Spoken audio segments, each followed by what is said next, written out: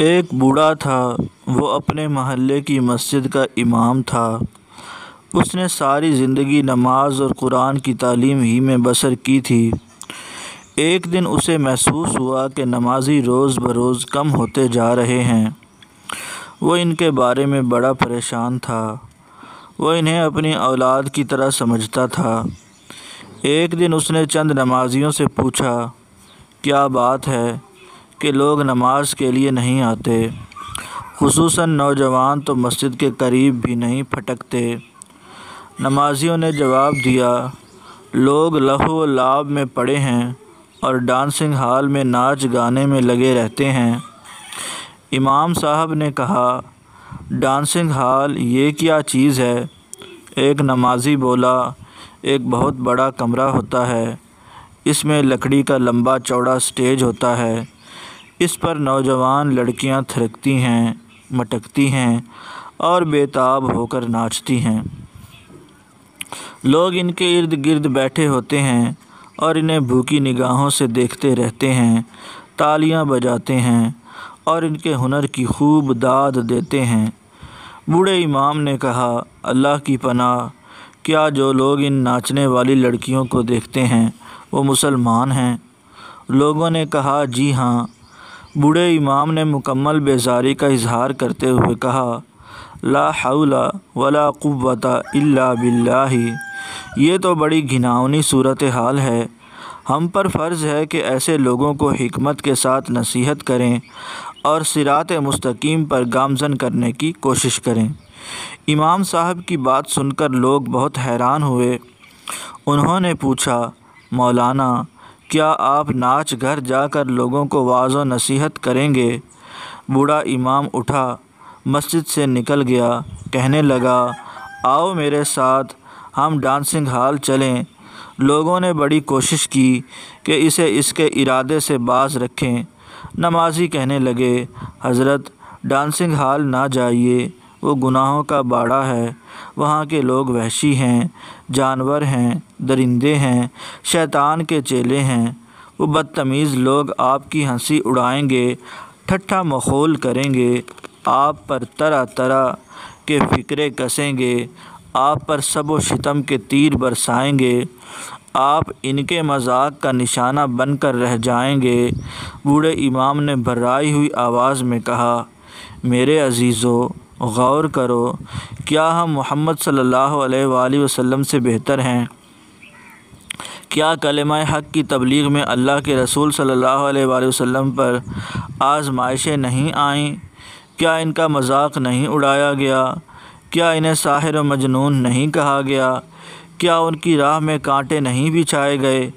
کون سا ظلم اور کون سا ستم ہے جو عالم انسانیت کی اس سب سے برگزیدہ ہستی پر روا نہیں رکھا گیا؟ پھر ہمہ شمع کیا چیز ہے؟ پھر بوڑھے امام نے ایک نمازی کا ہاتھ پکڑا اور کہا، مجھے ڈانسنگ ہال کا پتہ بتاؤ۔ امام صاحب عزم صمیم کے ساتھ چل دیے، گویا وہ زبان حال سے کہہ رہے تھے، اب راستے میں زیست ملے یا اجل پڑے، تم سوچ کر اٹھاؤ قدم، ہم تو چل پڑے۔ وہ ڈانسنگ ہال میں پہنچے۔ ناچ گھر کے مالک نے انہیں دور ہی سے دیکھ لیا۔ اس کا خیال تھا کہ شاید کہیں وعظ کے لیے جا رہے ہیں۔ بوڑھے امام صاحب اپنے ساتھی کے ساتھ اس کے پاس جا پہنچے۔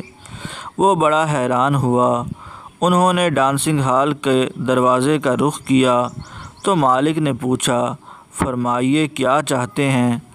بوڑھے امام نے کہا، ہم ڈانسنگ ہال میں موجود لوگوں کو واعظ کرنا چاہتے ہیں۔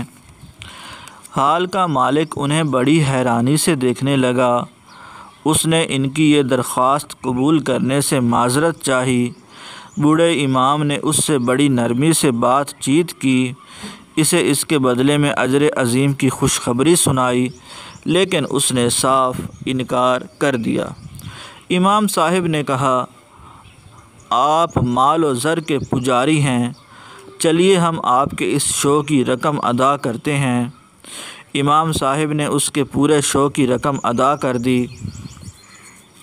مالک راضی ہو گیا اور امام صاحب سے کہا، آپ کل آئیں جب شو شروع ہوگا۔ اگلے دن شو شروع ہو چکا تھا۔ لوگ بڑے انہماک سے ڈانسنگ ہال میں بیٹھے ہوئے تھے۔ تھیٹر کا اسٹیج شیطانی آوازوں سے گونج رہا تھا۔ شیطانوں نے لوگوں کے دلوں پر مکمل طور پر قبضہ جمایا ہوا تھا اور لوگ تالیاں بجا رہے تھے۔ اچانک پردہ گرا اور پھر اٹھا تو لوگ یہ دیکھ کر حیران ہو گئے کہ بوڑھا امام پروقار انداز میں کرسی پر بیٹھا ہوا ہے۔ امام صاحب نے بسم اللہ پڑھی، اللہ تعالیٰ کی حمد و ثنا بیان کی، پھر نبی کریم صلی اللہ علیہ وآلہ وسلم کی ذات بابرکات پر درود پڑھا اور وعظ کا آغاز کر دیا۔ لوگ ہکا بکا رہ گئے، ایک دوسرے کی طرف دیکھنے لگے۔ بعض لوگ ہنس رہے تھے، بعض لوگ تنقید کے نشتر چلا رہے تھے اور بعض لوگ ٹھٹھا مذاق کر رہے تھے، لیکن بوڑھے امام نے ان کی طرف توجہ نہ دی اور وعظ و نصیحت کا سلسلہ جاری رکھا۔ بالآخر حاضرین میں سے ایک آدمی کڑک کر بولا، لوگو چپ ہو جاؤ۔ ہر طرف سناٹا چھا گیا، لوگوں کے دلوں پر سکینت نازل ہونے لگی، ہنسی مذاق کی آوازیں رک گئیں۔ اب ہر جانب امام صاحب کی آواز گونج رہی تھی۔ انہوں نے لوگوں کے سامنے آیات خشیت تلاوت کیں جن سے پہاڑوں پر بھی لرزہ طاری ہو جائے۔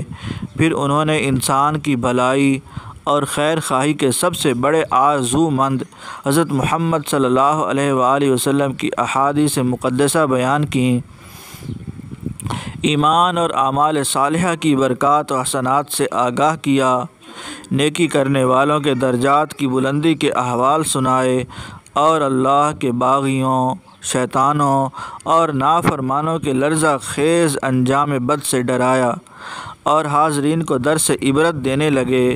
میرے پیارے بھائیو، تم نے بڑی طویل عمر گزار لی، اپنے مہربان اللہ کی بہت نافرمانیاں کر لیں، تم خواب غفلت کی بہت سی انگڑائیاں لے چکے۔ ذرا سوچو، اپنی حالت پر غور کرو، اللہ کے لیے مجھے بتاؤ، تمہیں اپنے پروردگار کی نافرمانی کر کے کیا ملا؟ تمہیں گناہ تمہارے اعمال ناموں میں درج ہو گئے، اب بتاؤ تمہارے گناہوں کی لذت کہاں گئی؟ یقیناً لذت ختم ہو گئی اور تمہارے کالے کرتوتوں کی سیاہی باقی رہ گئی۔ ان قریب تم سے ان کے بارے میں پوچھا جائے گا۔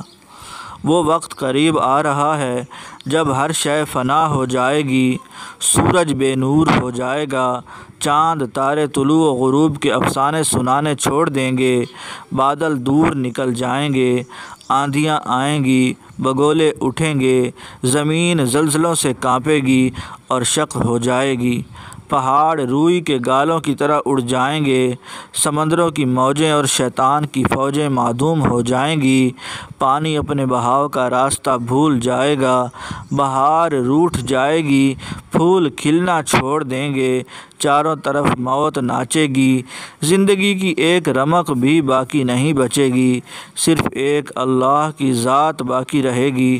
میرے دوستو، ذرا سوچو تو صحیح، تمہارا منصب اور ذمہ داری کیا تھی، مگر تم کیا ہو گئے ہو؟ ذرا اپنے گریبان میں جھانکو۔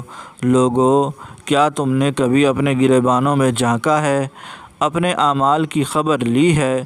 کیا تمہیں معلوم ہے کہ عنقریب تم کہاں جانے والے ہو؟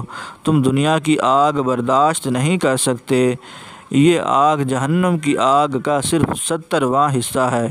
جہنم کے شعلوں سے ڈرو، وقت ضائع نہ کرو، اٹھو، توبہ کرو، ندامت کے آنسو بہاؤ، اپنے روٹھے ہوئے رب کو منا لو۔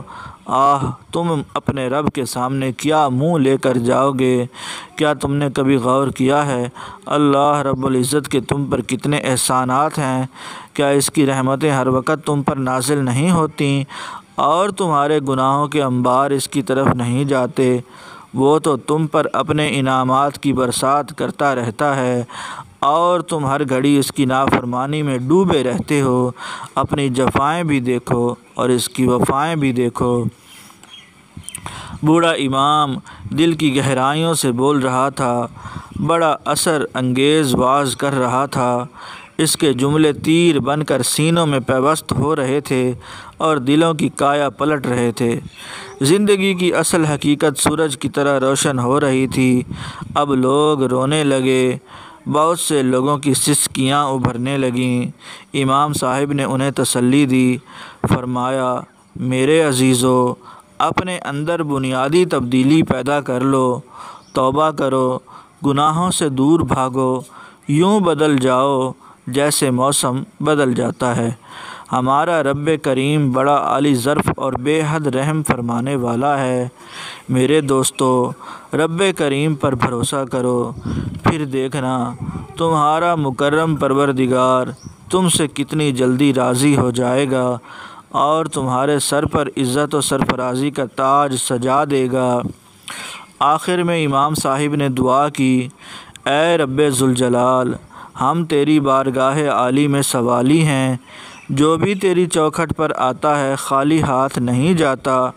ہمارا دست سوال تیرے حضور پھیلا ہوا ہے، تو بے پایاں کرم فرمانے والا ہے، تیری بخششوں کے خزانے لامحدود ہیں، معاف فرمانا تیرا عظیم وصف ہے، تو توبہ کرنے والوں اور معافی مانگنے والوں کو بہت پسند کرتا ہے۔ ہم گناہ گار بندے تجھ سے معافی کی بھیک مانگتے ہیں، ہمارے گناہ معاف فرما دے، ہمیں بدی سے دور اور نفور کر دے، ہمیں نیکی کی زندگی کا خوگر بنا دے۔ امام صاحب نے یہ دعا کر رہے تھے اور وہی ڈانسنگ ہال جو پہلے فسق و فجور کا اڈا تھا، اب آمین آمین کی مقدس صداؤں سے گونج رہا تھا۔ امام صاحب وقار کے ساتھ کرسی سے اٹھے اور ہال سے نکل کر اپنی مسجد کی طرف چلے گئے۔ محترم قارئین، کیا آپ جانتے ہیں کہ یہ انقلاب کس طرح برپا ہوا؟ وہی لوگ جو پہلے امام صاحب کا مذاق اڑا رہے تھے، اب توبہ کر کے نیکی کے راہی کس طرح بن گئے۔ یہ صرف نیکی کی تبلیغ کا نتیجہ تھا۔ اللہ تعالیٰ نے ہمیں نیکی کی تبلیغ ہی کے لیے پیدا فرمایا ہے۔ افسوس، ہم اپنا اصلی فرض بھول گئے اور زمین پر بوجھ بن کر بیٹھ گئے۔ ہمیں بھی لوگوں کو اللہ کی بندگی کی دعوت دینی چاہیے، انہیں بتانا چاہیے کہ ذرے ذرے پر اللہ تعالیٰ کا قبضہ ہے، اپنی ہر حاجت اسی کے حضور پیش کرو۔ تمہارے دل میں خلوص کی آنچ، ایمان کی روشنی اور اعمال صالحہ کی تڑپ ہوگی تو وہ تمہیں سب کچھ دے دے گا۔ اس نے انہیں مزید نصیحت کی، پھر ان کے لیے رحمت اور بخشش کی دعا کی۔ سارے لوگ آمین آمین کہہ رہے تھے۔ بوڑھے امام کی دعا نے جلتی پہ تیل کا سا کام دکھایا۔ پھر بوڑھا امام پورے وقار کے ساتھ کرسی سے اٹھا اور ہال سے باہر نکل گیا۔ تمام لوگ اس کے پیچھے ہو لیے۔ سب لوگوں نے اس کے ہاتھ پر توبہ کر لی۔ انہوں نے اپنا مقصد حیات پہچان لیا۔ انہوں نے اس حقیقت کو پا لیا کہ جب نامہ اعمال پیش کیا جائے گا، اعمال کا وزن کیا جائے گا، تو یہ ناچ گانے کوئی فائدہ نہیں دیں گے، گناہوں کی لذت جہنم میں لے جائے گی۔ اس بوڑھے امام کا وعظ اس قدر پر اثر تھا کہ ڈانسنگ ہال کے مالک نے بھی توبہ کر لی اور اپنے کیے پر بڑا شرمندہ تھا۔ دوستو، یہ کہانی آپ کو کیسی لگی کمنٹ باکس میں ضرور بتائیے۔ اگر آپ میرے چینل پر نئے ہیں تو اس کو لائک شیئر سبسکرائب کیجئے۔ ملتے ہیں نیکسٹ ویڈیو میں، اجازت دیجیے، اللہ حافظ۔